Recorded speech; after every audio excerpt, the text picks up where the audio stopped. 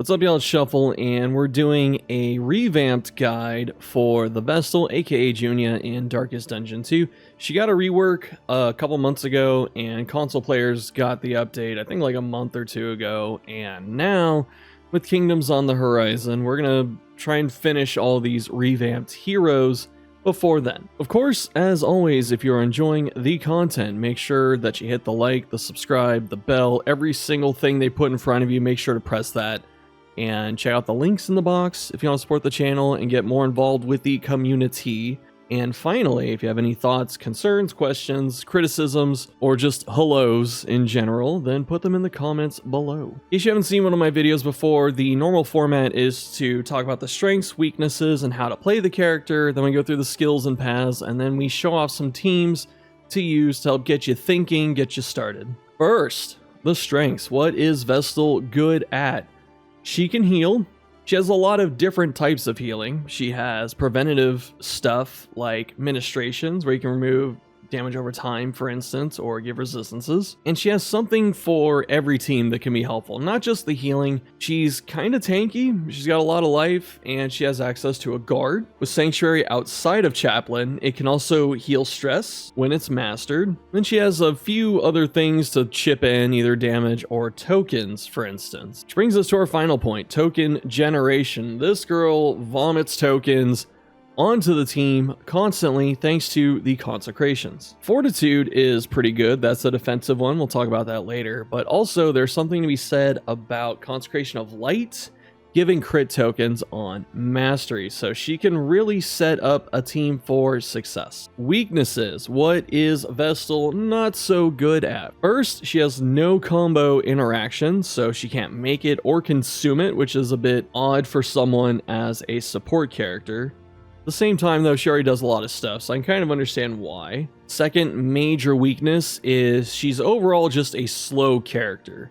Not just the base speed of 2, but also how she has to ramp up for effectiveness. She needs 2 or 3 turns on average to make use of her conviction in a great capacity. Her consecrations don't really get a ton of value unless they're either being danced on to proc them multiple times or they're going through their full duration. For example, a lot of the times you could drop Consecration of Light, give someone strength, or you could just hit Judgment for even the 3 to 5 base damage, and unless you're really scaling it hard off something like Hellion and Howling End, ideally you're trying to get 2 turns out of these, and 3 is just a great bonus. The thing I want to circle back to, though, with the speed specifically, is that there was this mindset in DD1 for a lot of players, and it kind of traveled to this game, where having a slower character to react to the situation, you know, you can decide who gets healing, for instance, is a great thing.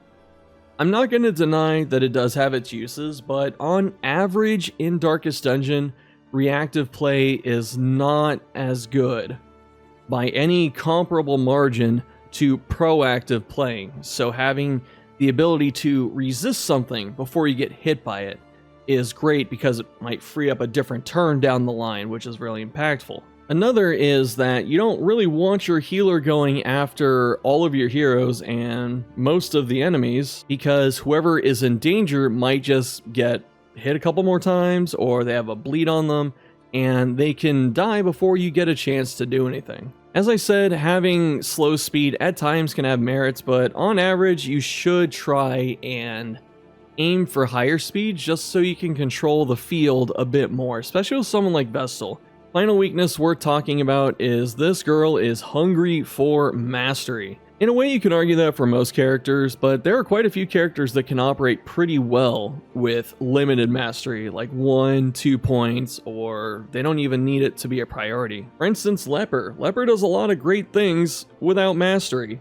Man-at-Arms, in most setups and builds and all that, really just needs 1 or 2 points, like Bolster. And then you have characters like Vestal, where the moves get so much stronger on some of these mastery points that you kind of want to focus her. Final major section, how to play Vestal. Some quick and easy tips is the first try and have some way to dump your conviction tokens, meaning that you don't want to be sitting on 3 the entire match unless you're waiting for something specific, because she has a few moves that make really good use of conviction. So make sure you have at least 1, ideally 2 ways to get rid of your conviction, just so you don't lose the value over several turns. Something like, obviously, Judgment, Mace Bash. They get a lot stronger with conviction. Divine Grace is actually pretty solid with conviction, and a lot of the mantra variations with their paths need mastery to really do some good stuff. Next major tip, try and avoid heavy cooldown builds. There's a joke on my channel that goes around where we read a game journalist who proposed a Vestal build, and it was like no attacks and everything that could possibly go on cooldown. What this means is you can have certain Vestal builds that can actually have turns where she can do nothing because of her heavy cooldowns and the player mismanaging them. So at least make sure you have something you can do reliably every turn. Final major tip to talk about is triage, which sounds pretty on brand for a healer character. What I mean with triage though is, since you have those cooldowns that we talked about before and you have to wait for conviction to ramp up and stuff, make sure that when you're using the abilities that require cooldowns or conviction, make sure that you're really trying to look into the future and plan out a couple turns with that. You know, don't just fire off Divine Grace with 2 conviction when you can wait for 3 and the character that's already kind of in trouble might have a self-heal, for example. If you're fighting an enemy that likes to spam blinds, for example, you don't want to put Consecration of Light on a character that's going to be permanently blinded unless you have a way to deal with it. The reason I say all this is because, much like the previous point, you can run into situations where you need something more than you did last turn and you don't have it. This doesn't mean to never press the cooldowns, but just make sure that you're doing your best to be cognizant of when you use them, and don't feel bad if you run into issues. Happens to everyone, and that's just experience. Now it's time for my favorite part of the video, and that's talking about the skills and the paths.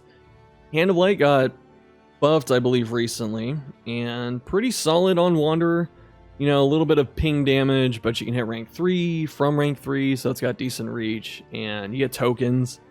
And then in terms of the upgrade, you can give someone else strength, which is pretty cool. You know, that's almost like a free Consecration of Light proc, and I believe that if you're running something for frontline, maybe not, I don't know if Chaplain has the same one.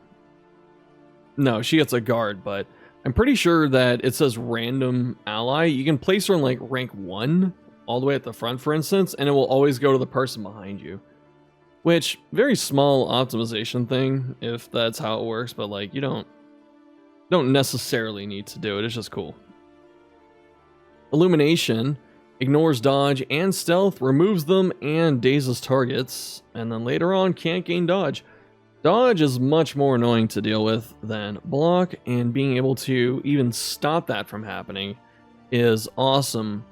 There are some enemies that are really dangerous with stealth, like Urchin, the Ninja Pigs, and the Sluice, for example. Being able to take stealth off of them consistently is very helpful, so doesn't seem like a huge move, but it's actually pretty good. Next is Judgment. This is the first conviction dump that I was referring to that you can have on your bar, and it's a pretty good one. So does some okay damage, but when you get into those conviction turns, the damage goes up by a surprising amount just because of, you know, the literal double damage that is thrown out. And if the burn sticks on, you know, the 3 conviction, that's not bad, right? So this is capable of doing some pretty good damage, and it can hit every rank, which is pretty cool. So it's a pretty good move, and like, don't even feel bad spamming this. Just even getting the double damage in a lot of cases is pretty helpful. Divine Grace, this move used to feel pretty bad, and then they buffed it.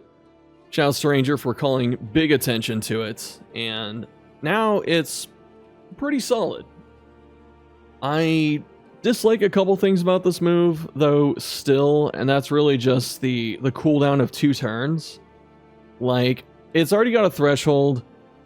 Baseline, it heals a solid amount, you know? So like maybe a 1-turn cooldown. You know, compare this to like Battle Heal with Crusader, for example, and just see how this kind of falls behind in a lot of ways, especially on Banneret. The other thing too is I don't really see the point of the cooldown when you need Conviction to get the most from it, so it's kind of like a soft cooldown, you know? The skill may not be on cooldown, but you don't want to press it until you have the tokens you want, so it's really good in a pinch. Like, this move can definitely save lives. A crit can full heal someone, so it's definitely good now. The issue, it still just has a little bit of usability issues, and I'm just nitpicking. Consecration of Fortitude, really great freaking tooltip here. My god, Red Hook, but yeah. So this is a move that you can use anywhere on anyone in your team. And when it's mastered, it gives you a blue shield with a little cross in it. What does that do? So, Consecration. On that character's turn start, when they're standing on that spot, it's like Controlled Burn, where it puts a position marker that procs every time someone's on it. You get block or dodge, and then upgraded, it's block plus or dodge plus. Being able to get dodge plus half the time is pretty nutty. So it's a really solid ability, especially upgraded. And pretty much anyone likes having that. Next up is Ministrations. This move was one of the few super good abilities she had. I hit the wrong button because I'm looking for tokens. One of the few good abilities she had pre-rework, and the most requested thing that I saw for her Chaplain path was to let her use this up front, and they gave her that. So Ministrations overall just really solid. A 1-turn cooldown, pretty nice. Removes every damage over time type, daze, and stun, which can actually be really helpful. Mastered, it even gives you resistance to those things. That's pretty good. 30% is a pretty good amount, so this is just a good move in general. This is one I almost have on all the time. Mace Bash, if you're up front, you need to dump your Conviction. Much like Judgment, you can do damage, and instead of burn, you ignore tokens. And it's good for that. It hits a bit harder than Judgment, so it's useful. It's not my favorite way to get rid of Conviction, but it's decent enough. Sanctuary. This move actually gets worse on Chaplain, which is the tank path, and that makes me very sad. So baseline, you just get 2 guard, 2 block, and then upgraded on every path that's not Chaplain, you get 2 guard, 2 block, and if they're over 5 stress, you heal 2 stress. This is a mastery that you may not even see that you could spend, because you go, oh, it's a guard. And then it just pops up there like, bam, huge value. So she can actually stress heal too, which is kind of crazy. So you can see how she fills those gaps I was talking about in the team. Consecration of Light. So you go from 3 little lines up to 5 when you master it. What do those lines do? Turn start on the base version, much like the Fortitude Consecration, when someone's standing there. When their turn starts, so you can have someone take their turn, move off it, the next person goes, and then they get the benefit too. They get a strength token. Mastered, 25% of a crit token. That may not sound like a huge thing. You go from like 100% strength to 75. The crit token is so good though. This is not an easy token to find on most characters, let alone giving it to someone else. And everyone appreciates crit. Not everyone needs strength, but everyone appreciates crit. So that's just more consistent damage. Your effects go through because critting penetrates 20% of resist on you and the enemy. And obviously the extra damage and then the stress healing that comes with it, possibly. Like, it's just good. Like, this is a really, really, really good ability. Probably one of the best she has. You know, I might actually say it's the best if Ministrations didn't exist. Divine Comfort. This move was really good in DD1 because it was really efficient healing. You know, it's better than single target healing, and you can just spam it all the time. And a lot of people like to talk about it in DD1 and go, oh, you think it's good because it gets 4 people off death's door? Why do you have 4 people off death's door or on death's door? No, dude, it's you can prevent 4 people from getting there consistently. Does that mean Vestal's amazing? I'm not saying that. I'm just saying the move, like the criticism for the move, is misplaced. So it's like, is that a straw man? Sounded like a Redditor. Anyway, DD2 Divine Comfort. Big cooldown, massive cooldown. Hits the entire squad, gives them 2 regen. That's pretty good. And then upgraded, it gives them 3, so it's like a 50% increase. Those are pretty good things, and it stacks with healing given or received. It's one of those, or possibly both. So that's pretty cool. And that's kind of where it stops. The issues with this move is that the cooldown is massive, and having the restoration amount being so low is pretty sure it's healing received now that I'm thinking about it, but I digress. Anyway, with the amount of damage over time that comes out of enemies, you know, some enemies literally every attack it's like a 3x3 bleed or something like that, or 2x3, or you have ordainment enemies giving you a 1 damage per turn bleed for 3 turns. Like Divine Comfort gets smothered very quickly. And so it's usually better just to be preventative or have like burst healing. Like this slows down everything, so it's not bad. It's just not as great as you would think. And I think part of it is the cooldown effect. Like compare this to Flag, right? If I can find his ass. Which this is my other account, so go figure. But Flagellant has a restoration move where it's like 3 base and then it goes up to 5 points, and he can do it every other turn. Like, oh, Shuff, he takes a little damage. Yeah, that's his gimmick. He has a lot of ways to deal with that. Like, he can put out better targeted healing with restoration than Vestal can. Like, Vestal's kind of a blanket. Flag is much better at like priorities and just unexpected things, I guess. So it's not bad, but this is a move I've been taking off more and more, and I don't really feel like I miss it. Final move mantra, this changes on like every path, I believe. And the triggering the consecration again can be pretty good. You know, just get an extra token, which is nice. And otherwise, honestly, because you can have like 2 consecrations down unless you use ethereal dust to clear cooldowns, or duelist to clear cooldowns, for instance. So this doesn't really give too much in healing without, you know, mastery and stuff like that. But I guess with 3 tokens, healing the party for 30% is still pretty good compared to Grace, because there's no threshold on this. So I guess mantra is pretty good, especially like some of the other ones that we'll look at. And so you have to decide, you know, who's getting this, who's on the consecration, you know, hopefully they don't get knocked off, stuff like that. Now, in terms of a team, like just a base Vestal team, you can literally slap her in with anything, right? It doesn't matter. She's just a solid, dependable healer. You can put her in rank 3 or 4. I wouldn't put her up front unless you're running Chaplain. And pretty much that's it. But like, everyone likes tokens, as I was saying. Everyone needs healing at some point. She can clear dots. So, in terms of the team builds, at least for Wanderer and Seraph, and even Confessor, it's really just whatever you feel like doing. The only issue is you don't want to put like a big lack of damage. You know, if you're running Consecration of Light, you want someone that takes advantage of it. Leper, Hellion, you know, Highwayman, wherever he is.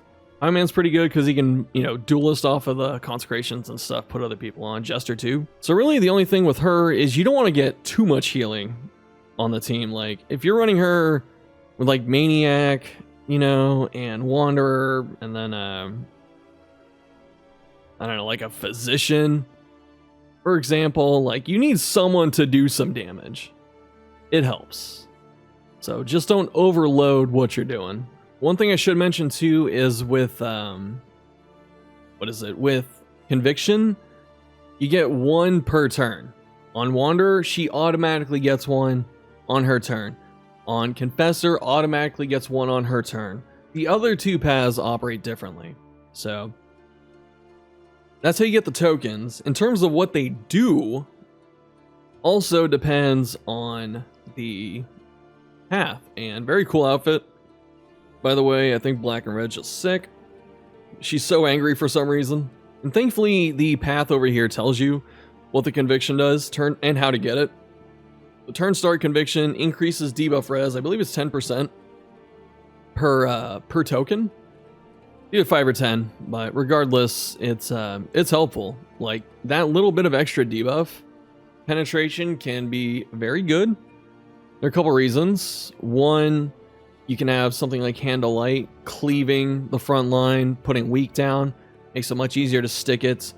Judgment, we'll talk about in a sec here, just has a ton of tokens that get thrown at the enemy. So being able to penetrate and put those on is really good. The moves themselves.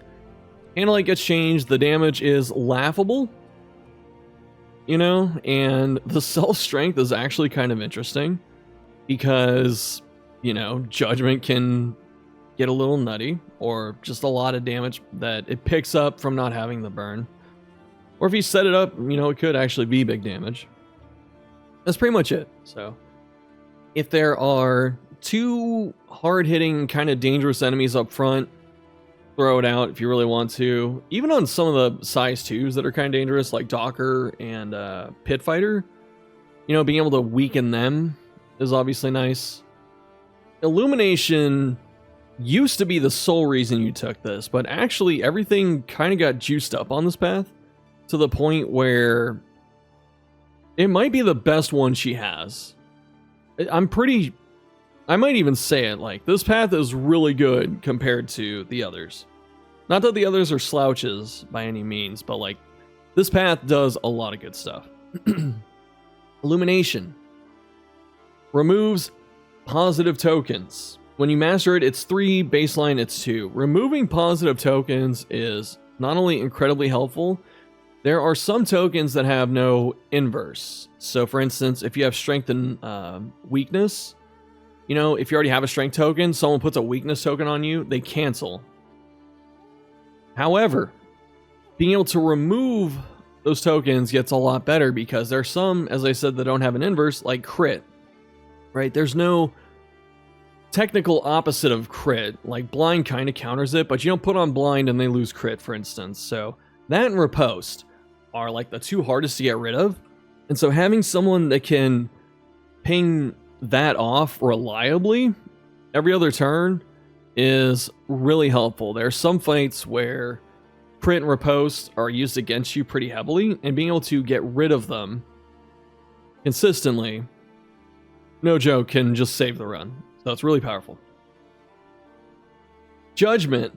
Someone timestamped one of my old streams from like March or something, and they said, what if Vestal Judgment on a Confessor has the ability to stun? And there you go. Now it can stun. And it's funny too, because a lot of people, I guess rightfully so, worry about stuns coming back into the game. But it's like, when the game was in early access, stuns were really, really over-nerfed for the player side. And it gets pretty frustrating seeing the enemy be able to just throw them on you, you know, every other turn, like Skull Toss, you know, and just have no setup. They just do it. There's some restrictions, obviously, but they just throw it out. And for the player, it'd always be like, set combo. Make sure you have mastery too, by the way. Set combo, have a mastered ability, hit the combo target, hope you're not blinded or they have dodge, and then you might stun them. You know, and you have to deal with stuff like Impervious as a battle modifier where they get 50 stun res. And the other thing in DD1 that made stuns so strong is that you had Trinkets that gave you stun chance. We don't really have that anymore, at least not in that massive of a quantity. The final thing is hero speed was pretty good on the player side in the first game, so you could always get out ahead of the enemy and get stuns early.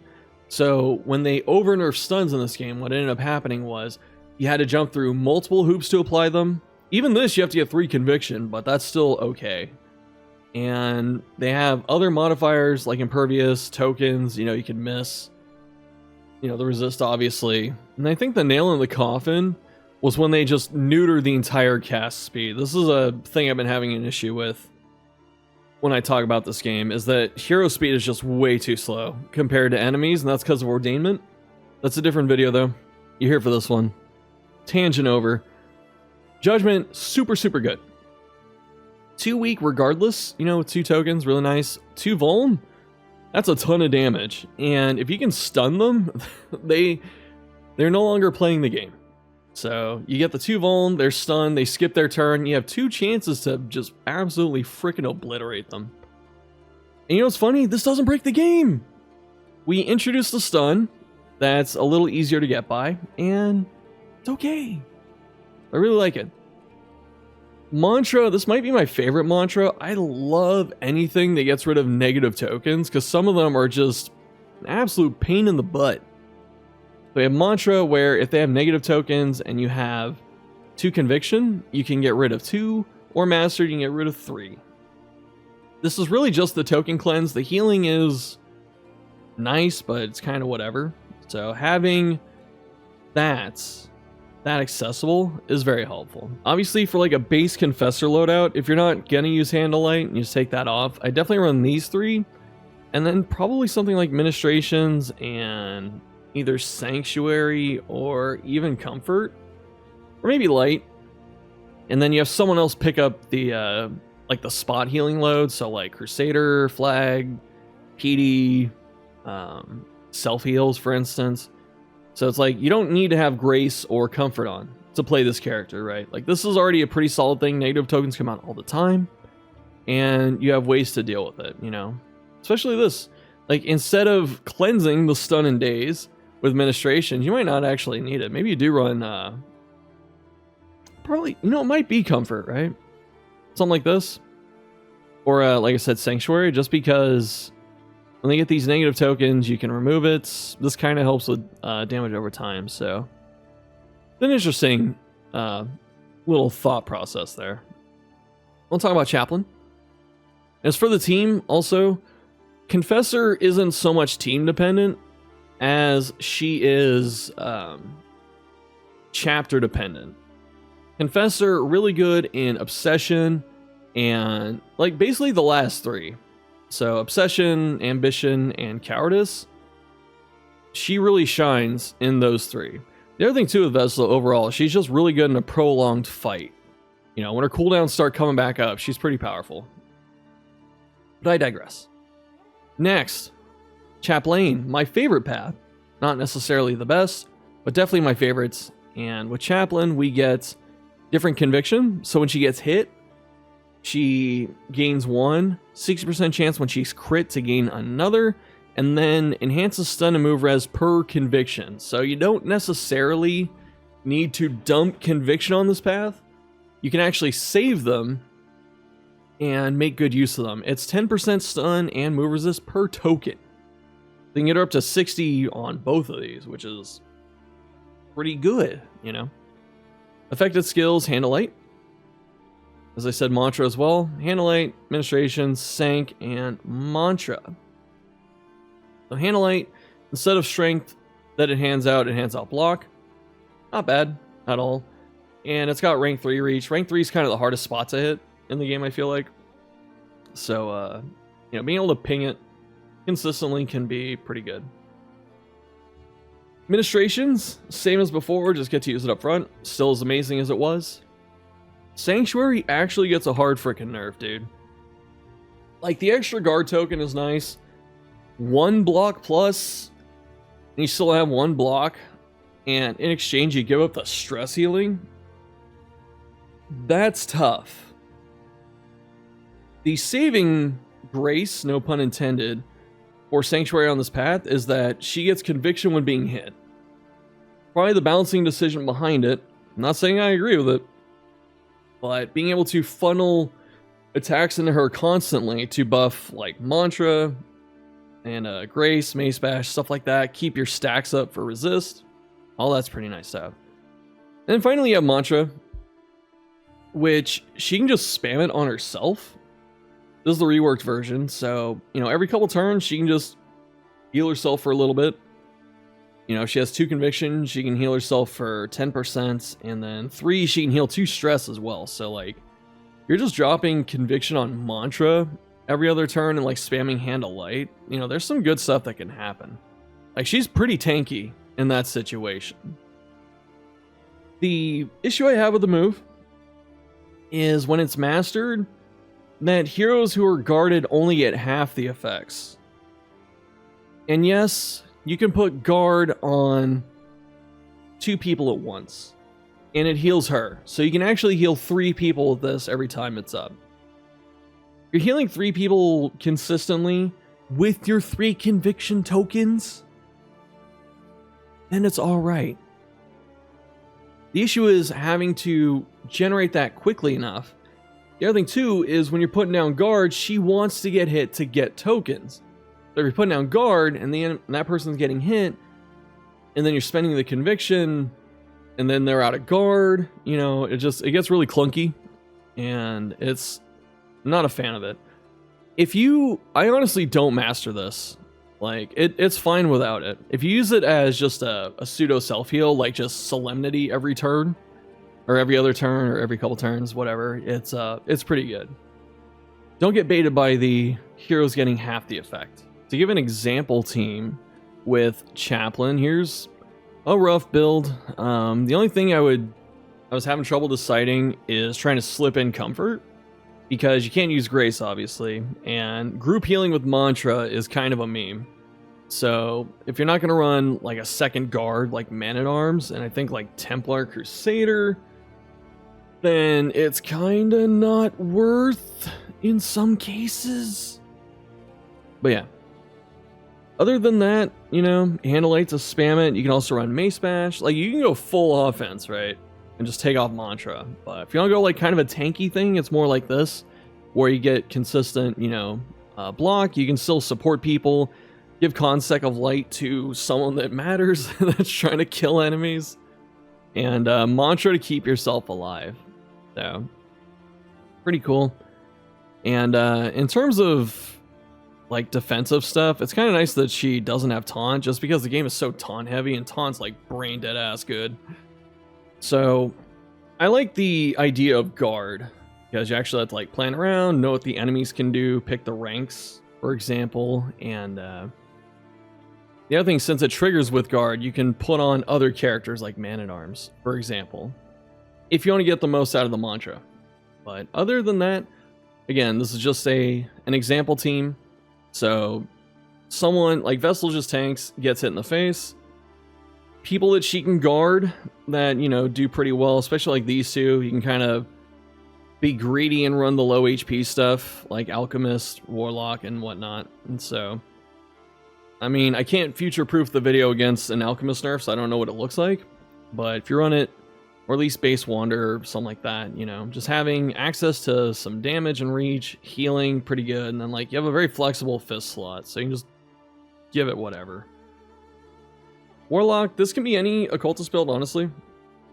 I shouldn't say any, but like Ritualist also pretty good here. But like if you want full damage, since you have so much defensive presence with someone like Vestal and the Consecrations and all that, if you want to run Fortitude, you know, then it's pretty cool. So you can go for a little more damage oriented stuff.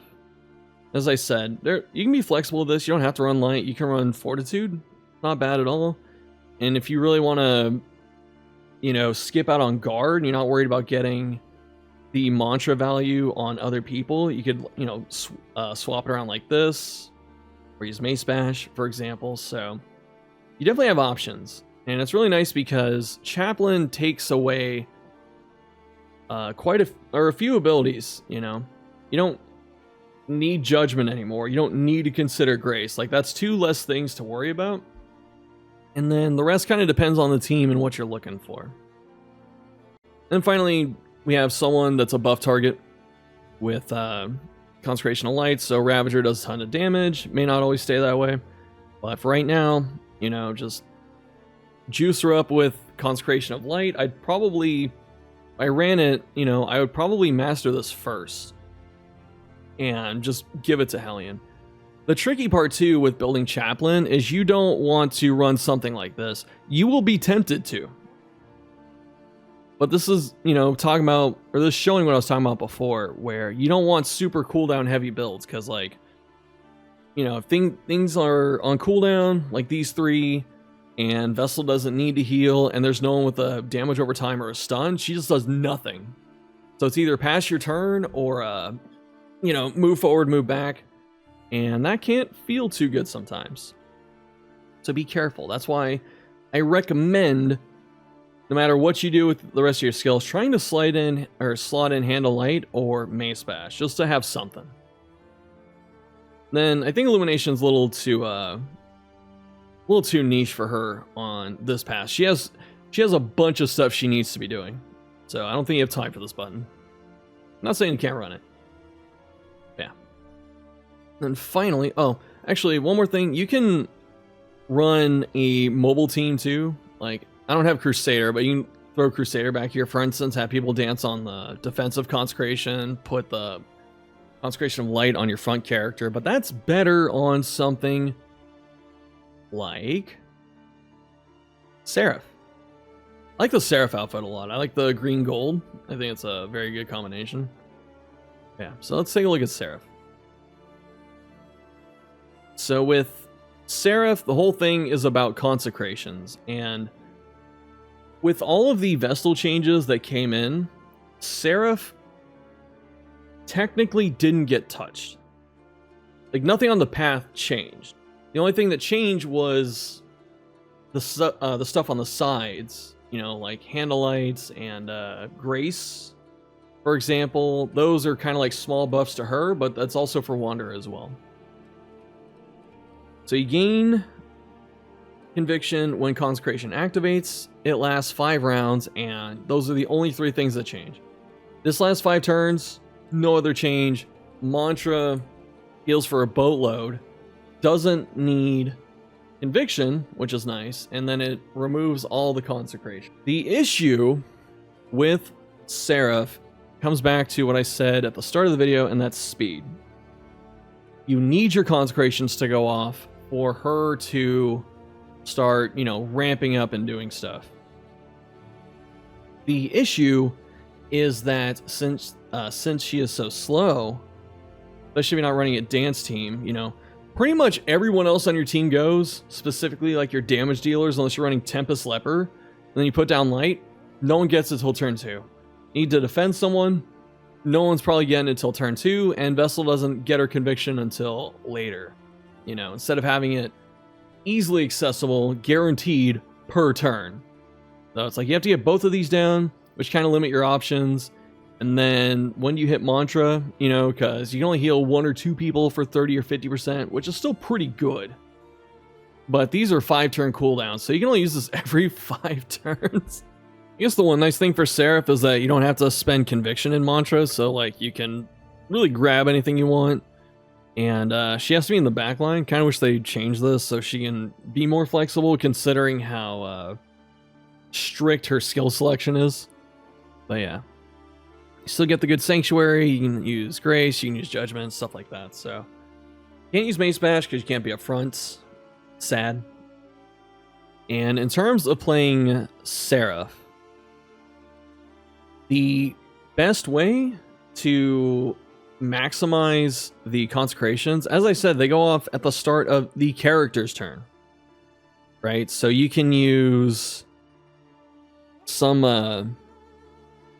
movement heavy team, right? So you have like these two where you use like Duelist Advance, and then he uses like Razor's Wit to get past him, or Fade to Black, and you know, people are just slipping and sliding all over the floor here. So if you're running some kind of dance heavy team, she can generate Conviction very quickly, To the point where you might consider just dropping one and probably using light, for instance, for more damage.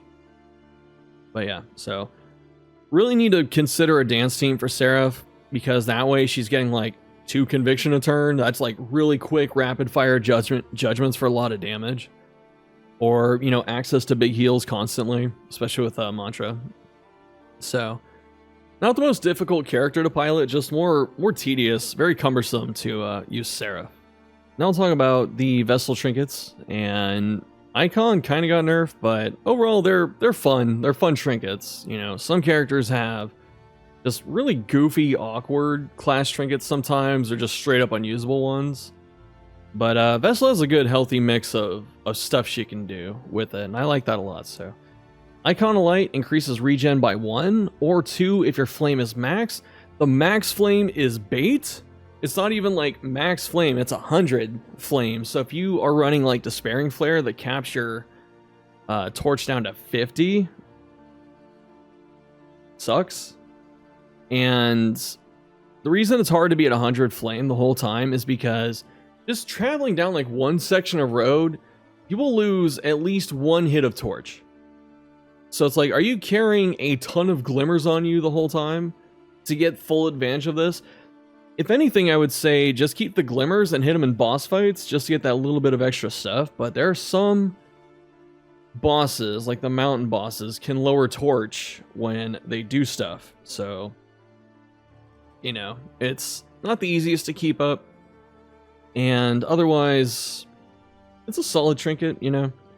Target consecration skills is when you put it down, not when it procs. So when you put down the consecration, they heal a stress, can be helpful. And then when you get crate, you lose 5 flame. Like that, just why run it at that point? I mean, it's solid. 1 regen and consistent like 1 stress heal, not bad. It's not bad. Especially because like maxed out comfort is a 4 regen. That's actually pretty good. That can handle, you know, a couple stacks of the 2 bleeds or the 2 damage over time. You can handle like 3 and an ordainment, or if you get like up to 5, it's not going to crush you, you know. And some attacks hit for like 4 blighted or damage over time per turn, per tick. So it can be pretty good. Profane Scroll, plus 1 to 2 damage. Very cool. So this is flat damage. Flat damage is pretty relevant because, you know, having flat damage is really good for scaling. So like strength increases this depending on rounding. I'm pretty sure it's gonna be like 2 to 3 bonus damage instead of, you know, 1 to 2 or whatever. And then you have like vulnerable will also boost it, so you can get some really big gains out of flat damage. If the flame is under 50, Despairing Flare looking at you, stun piercing or stun res piercing. So this is Confessor. Like, you know, you can daze on illumination, but you're looking at Confessor because that's the stun you want to get through. And then self ally behind if you use Handle Light, you get 2 guard, and if you miss, you get 1 stress. Overall, pretty solid trinket. The conditional res piercing is kind of a meme. This is what I was talking about before when they over nerf stuns, and now that they're reintroducing trinkets that give it back, you know, you have to do stuff like play low flame, and then you get it. Which it's not impossible to manage by any means, but like, you know, it's normally not optimal gameplay to do something like that. And being able to guarantee a guard behind you, like this trinket has use for pretty much everyone. You know, so if she's in like rank 3 or 2, if you're like Chaplain and stuff, and you can use Handle Light, not bad. Really, I would just put this on for the damage. Anything else is a bonus, but it's really just the damage. And then we have Smoldering Firewood. You have a flammable item equipped, so that's stuff like Glimmer. For instance, range skills, that's Judgment. I think Illumination can set them on... yeah, Illumination can set them on fire, which is pretty funny. And then gain 1 hit, Chance to Burn. Yeah, for flammable items, I wish you could sort by tags, but obviously like the Molotov, the Greek Fire Grenade, you have whatever Glimmers are, these are flammable now, nice change. Not sure what else is flammable off the top. I think that might be it. unless you can get like a flammable trinket that I am not remembering. Otherwise, you know, pretty cool. Pretty cool, and it's just extra damage, as I was saying before. So just a little bit of bonus damage, a little bonus burn, and the downsides aren't too bad. That's the one thing with the trinkets. The downsides aren't horrible, but the upsides aren't like game breaking either. So they're solid. They're all solid. All right, well, that's gonna do it for the video. Thanks for watching. Let me know what you're thinking down below in the comments if the video helped, if there are other questions you have, and what character do you want to see next? I've done Rework Grave Robber and now Vestal, so we have a couple other ones I haven't gotten to, like Highwayman, Jester, and I believe Man at Arms. So if you want to see one of those, let me know. Otherwise, thanks for watching, and I'll see you next time.